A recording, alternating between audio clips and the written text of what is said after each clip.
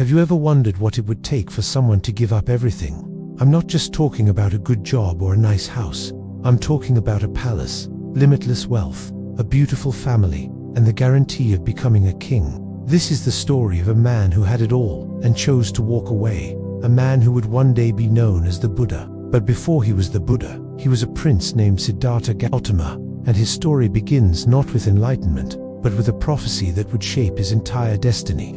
Our story begins over 2,500 years ago in the small kingdom of the Shakya clan, nestled in the foothills of the Himalayas, in what is now modern-day Nepal. The king, Suddhodana, and his queen Maya had long wished for an heir. One night, Queen Maya had a vivid dream. She dreamt that a magnificent white elephant with 6 tusks, holding a white lotus flower in its trunk, circled her 3 times before entering her womb through her right side. This wasn't just any dream. It was a powerful omen. The king immediately summoned the wisest sages in the land to interpret this extraordinary vision. The sages were unanimous. They declared that the queen was carrying a child destined for greatness. He would be one of 2 things: a Chakravartin, a universal monarch who would rule the entire world with justice and righteousness, or a fully enlightened Buddha, a spiritual teacher who would show humanity the path to liberation from suffering.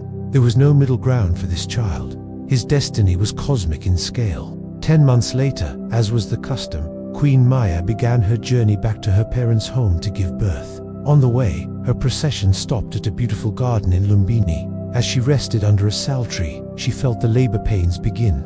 Reaching up to hold a branch for support, the prince was born from her right side, just as the dream had foretold. Legends say the birth was miraculous. The sky was clear, gentle rain fell, and the baby Siddhartha immediately stood up, took 7 steps, and with each step, a lotus flower bloomed at his feet. He then declared, "I am chief of the world, eldest in the world. This is my last birth. There will be no more rebirth for me." But this joyous occasion was tinged with sadness.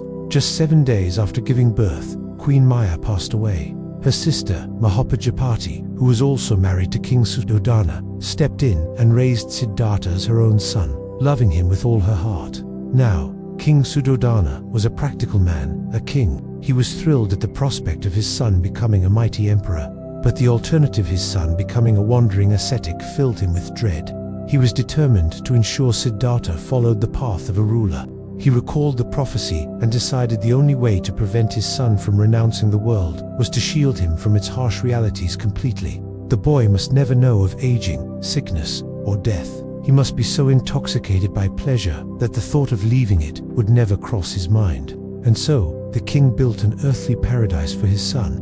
Not 1, but 3 magnificent palaces were constructed, one for the summer, one for the winter, and one for the rainy season.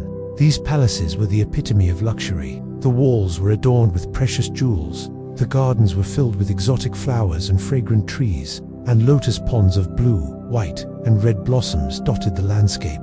Fountains played day and night, and the air was always filled with the scent of sandalwood and the sound of soft music. Siddhartha grew up in this gilded cage, completely unaware of the world outside its walls. His every whim was catered to. He was surrounded by beautiful young attendants, musicians, and dancers.